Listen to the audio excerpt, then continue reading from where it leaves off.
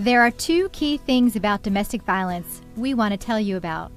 First, it happens in a cycle. And second, it's about power and control. Domestic violence happens in a cycle. This cycle looks different in every relationship, but it tends to follow the same pattern. Every relationship starts in the honeymoon phase. During this time, the couple becomes very close emotionally, the effect of the generosity, helpfulness, and genuine interest from the partner. In this phase, your partner makes you feel important, cared for, listened to, and valued. Then it fades and moves into the tension-building phase, a period of increasing pressure, mood swings, irritability, demands, and emotional withdrawal. This phase may feel like you're walking on eggshells. You can tell something is about to happen. Once the tension reaches an unbearable level, it ends with the explosive episode. This is when the abusive outbursts happen. This can be a push or a shove, a threat being made or carried out, or more high-risk behaviors like choking or strangulation. However, this doesn't last forever. The cycle comes full circle, and we're back in the honeymoon phase. Gifts, reconciliation, physical affection, attention, promises, or apologies. During this phase, it feels like things are finally back to normal. You are reminded of the reasons why you fell in love with this person. You are beginning again. Over time, the honeymoon phase will become shorter and sometimes will fade completely. But why does the cycle continue?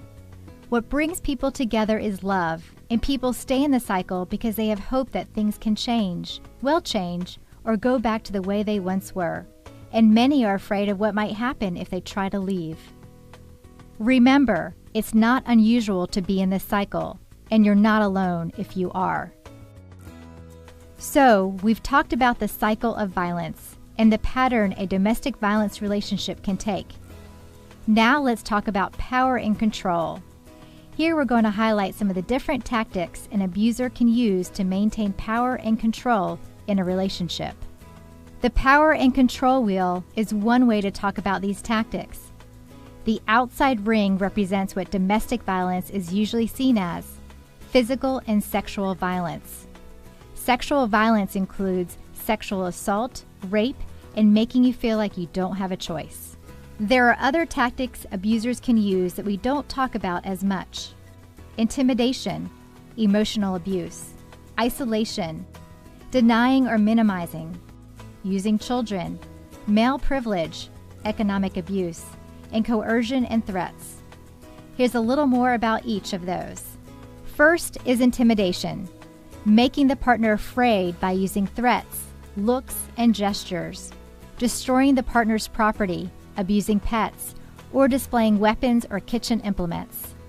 Next is emotional abuse, putting him or her down, humiliating the person, playing head games, not taking responsibility for actions, ridiculing the partner's appearance or sexual performance. Then there's isolation, controlling what he or she does, who the partner sees and talks to, what he or she reads, and where they go, limiting the partner's outside activities and using jealousy to justify actions.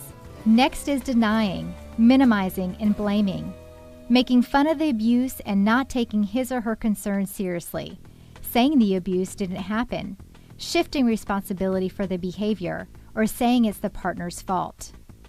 Then there's using children, making the partner feel guilty about the children, using children to relay messages, interfering with visitation, or threatening to take the children away. Abuse can also be using male privilege, treating her like a servant, making all of the big decisions, acting like the king of the castle, and being the one to define gender roles.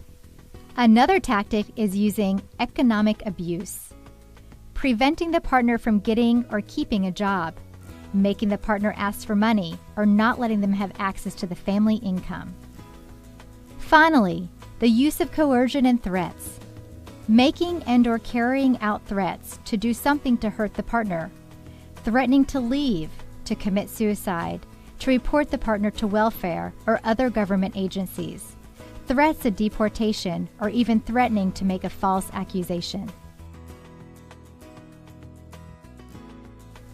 Why do we want you to know about the cycle of violence and the power and control wheel?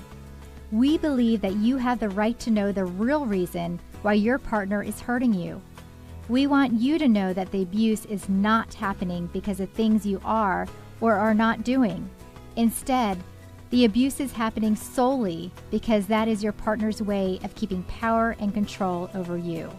We also want you to know that you are not alone and there are people waiting to help you. Please consider dialing one of these numbers to have a confidential call with an advocate.